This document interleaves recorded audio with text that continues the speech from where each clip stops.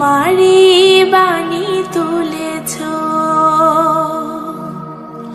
বুকের দেরাজে তুমি